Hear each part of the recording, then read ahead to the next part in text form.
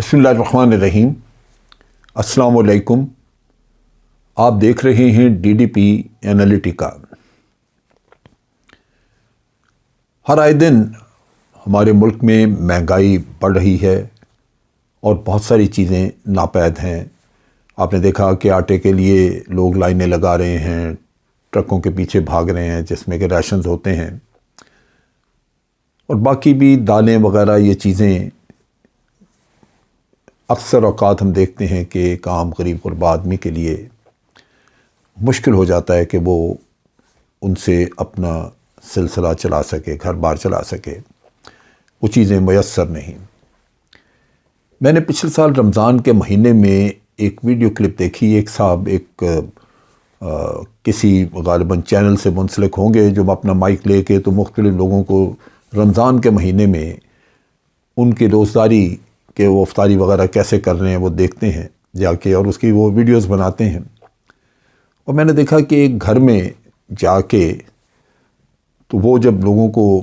وہ فیملی ہے جس میں کہ ایک میاں بیوی اور ساتھ ان کے غالباً ایک بچہ ایک بچی، وہ ایک برتن میں کچھ ہے جس میں وہ روٹی ڈبو کے تو سارے کھا رہے ہیں۔ اسے کہا چینی، اسے پوچھا کہ چینی وغیرہ نہیں آپ استعمال کرتے، کوئی شربت وغیرہ؟ اس نے کہا جی نہیں۔ کہ یہ کیا ہے؟ اس نے کہا جی اس میں مرچ اور نمک ہم نے پانی میں گھولا ہوا ہے، یہ روٹی ہے، اس میں ڈبو کے کھا رہے ہیں، افطاری بھی ہو گئی اور روٹی بھی ہم نے کھا لی، کھانا بھی ہمارا ہو گیا۔ تو اس نے کہا کہ یہ تو بہت ہی تکلیف دہ صورتحال ہے آپ کے پاس اور کوئی ذرائع نہیں؟ اس نے کہا جی نہیں۔ تو جب اس سے اظہار ہمدردی وہ کر رہا تھا اینکر، تو میں نے دیکھا کہ وہ آدمی اور اس کی وہ بیوی اور بچے تو خاموش تھے، لیکن وہ دونوں میاں بیوی اس سے منع کر رہے تھے کہ یہ مت کہو، یہ ناشکری ہے، یہ اللہ کا بڑا کرم ہے، بہت شکر ہے رب العالمین کا کہ ہمیں یہ میسر ہے، ہم کھا رہے ہیں، روزہ کھول رہے ہیں۔ ایک لفظ بھی ان کے منہ سے شکایت کا نہ نکلا۔ پھر میں نے پچھلے دنوں جب یہ سیلاب وغیرہ کا قصہ آیا تو میں نے ایک ویڈیو کلپ دیکھی، اسی طرح ایک اینکر ایک شخص سے سندھ میں کویسچن وغیرہ کر رہا ہے، اور اسے پوچھا کہ جی یہ فلڈ آیا بڑا، اور یہ اس نے کہا جی بڑی تباہی ہوئی ہے، یہ حکمران جو ہے انہوں نے کچھ نہیں کیا، یہ ہمیں مدد نہیں انہوں نے کی، باہر سے پیسہ ملا ہے تو شاید کھا گئے ہیں کیونکہ یہاں تو کچھ بھی نہیں انہوں نے دیا۔ وہ ساری یہ بات چیت بتا کے تو اس نے اینکر نے کہا کہ یہاں لوگوں میں نے نہیں دیکھا کہ کوئی احتجاج کر رہا ہو۔ اس نے کہا جی انہوں نے یہ کیا ہے کہ مسجد کے مولویوں کو انہوں نے کہا ہے کہ اس کو عذاب الہی بتائیں کہ دیکھیں آپ لوگوں کے اعمال ٹھیک نہیں تھے جس کی وجہ سے یہ ہوا ہے۔ چنانچہ کوئی بھی شکایت نہیں کر رہا حکمران سے یا کسی سے، وہ اس کو عذاب الہی سمجھ کے، اور جو ان میں سے سیلاب میں ڈوب گئے مر گئے ان کو کہتے ہیں کہ ان کا موت کا وقت آ چکا ہوا تھا تو انہوں نے جانا تھا۔ سو یہ صورتحال اس طرح کی ہے کہ عوام کو کسی نہ کسی طرح کسی کھیل میں کسی کو ویسے شکر گزاری رب العالمین نے قناعت عطا کر دی، کچھ لوگوں کے منہ بند کر دیا آپ نے یہ کہانی چلا کے۔ اب میں نے ایک صاحب سے پوچھا، بلکہ ایک کیا بلکہ محفل تھی، لوگ تھے 3-4 جہاں میں نے بات کی، میں نے کہا مسئلہ یہ ہے کہ آپ سب شکایت کرتے ہیں مہنگائی بڑی۔ آج مجھے یاد آ گیا ایک کلپ میں نے کراچی کی ایک خاتون کی دیکھی جس میں وہ بیچاری تقریباً اس کے آنسو بہنے والی یعنی رونے والی آواز میں وہ یہ کہہ رہی تھی کہ میں ان حکمرانوں کو یہ دکھانا چاہتی ہوں کہ میں 2 بچوں کی ماں ہوں، یہ گھر ہے کرائے کا جس میں 20,000 روپیہ مہینہ میں کرایہ دے رہی ہوں، اور یہ ایک لمبی لسٹ ہے جس میں نہ گھی ہے نہ چاول نہ دالیں، اور میں اتنے روپے خرچ کر کے آ گئی ہوں، اتنی مہنگائی ہے کہ میں لے ہی نہیں سکی کچھ۔ اور وہ یہ کہہ رہی تھی کہ میں حکمرانوں سے یہ پوچھنا چاہتی ہوں کہ میں زندگی کیسے گزار سکوں گی، میں اپنے بچے بھوکے مار دوں۔ تو میرے ذہن پہ یہ اثر تھا تو میں نے یہاں بات کی۔ میں نے کہا دیکھو میں بڑا حیران ہوں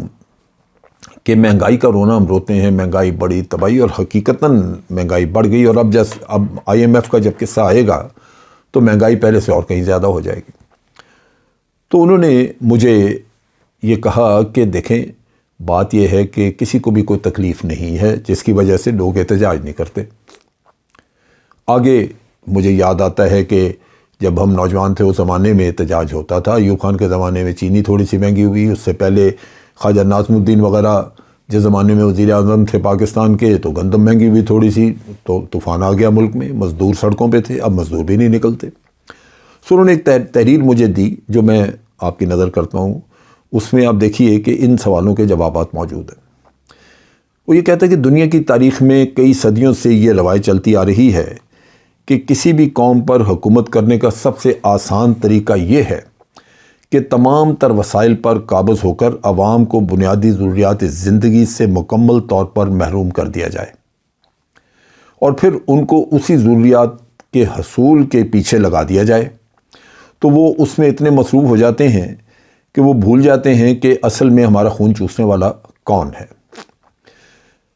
پھر وہ یہی کہتے ہیں کہ ہماری ہر گورنمنٹ جو ہے وہ اس میں شرافیہ، ریاستی ادارے، تمام تر ملکی وسائل ان پہ قبضہ کر لیتی ہیں. پھر انہی وسائل کے حصول کو عوام کے لیے اتنا مشکل بنا دیا جاتا ہے کہ ایک عام آدمی کے لیے 24 گھنٹے صرف معاش کی تلاش اور فکر وہی اس کو فارغ نہیں کرتی. نتیجہ یہ کہ مزدوری کی شکل میں وہ کبھی اس خیال کو ذہن میں لاتے ہیں اور کبھی کسی اور خیال کو، اور وہ یہ سمجھتے ہیں کہ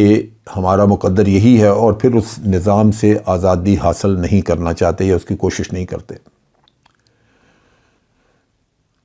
اس تحریر میں یہ بھی لکھا ہے کہ مجھے سب سے زیادہ گلہ پاکستانی عوام سے ہے کہ ان لوگوں کو اتنا ذلیل کیا جاتا ہے کہ آٹا، چینی اور گھی حاصل کرنے کے لیے ان کو بما ان کی عورتوں کے کتاروں میں کھڑا کیا جاتا ہے، اور یہ لوگ اس کو تقدیر کا کھیل سمجھ کر خوشی سے نہ صرف قبول کرتے ہیں بلکہ سوشل میڈیا پر سیاستدانوں اور اپنے M P As, M N As وغیرہ کے شکریہ بھی ادا کرتے ہیں اور ان کی تعریفیں اور خراج تحسین پیش کرتے ہیں کہ انہوں نے اتنی محنت کر کے ٹرکوں میں آٹا لدوا کے فلاں علاقے میں یا ہمارے علاقوں میں بھجوا دیا. انسان کی سب سے بڑی بے حرمتی یہ ہے کہ اس کو بنیادی ضروریات زندگی سے محتاج کر دیا جائے اور وہی اس کی کمزوری بن جائے جس کو ایکسپلائٹ کیا جائے. انسانی ایکسپلائٹیشن ایک بہت بڑا ظلم ہے، اور لازماً اگر خوراک نہ ملے، گھر میں بچے بھوکے، اور عام زندگی کی ضروریات جو دال چاول ہے وہ بھی نہ انسان لے سکے، تو آپ سوچئے کہ وہ اسی چکر میں، اسی چکی میں پستا رہے گا. یہ کتنا بڑا ظلم ہے اس کے ساتھ. سو یہ ایک انسانیت کی بے حرمتی ہے، لیکن بدقسمتی کہ اس بے حرمتی کے باوجود آپ کے عوام پاکستان کے وہ احتجاج نہیں کرتے. اس میں بعض لوگوں کی تحریریں، بعض آتھرز نے لکھا ہوا ہے کہ لوگوں کو اتنا مذہبی بنا دو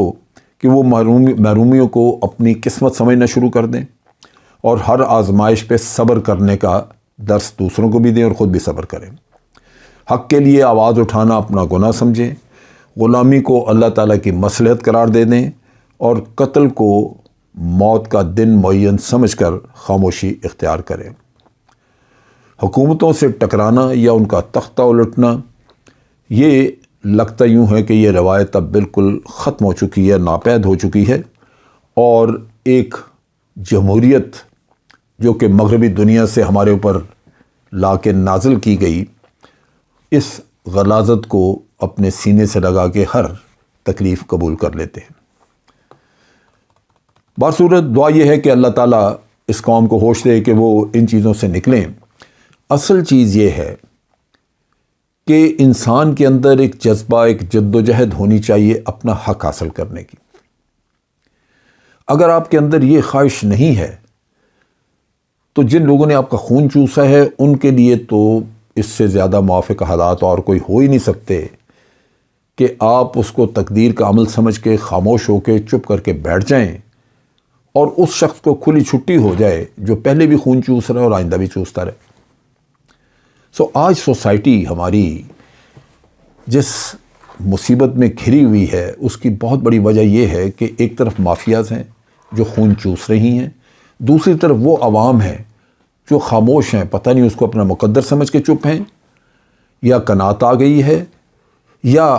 کوئی اور ذرائع ایسے ہیں جن کے ذریعے وہ اپنی ضروریات پوری کر لیتے ہیں اور وہ باقی معاملات سے بے پرواہ ہو چکے ہیں.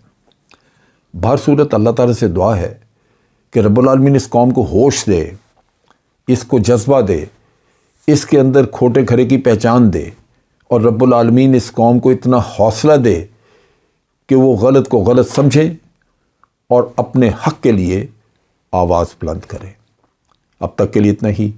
افواج پاکستان زندہ باد، پاکستان پائندہ باد۔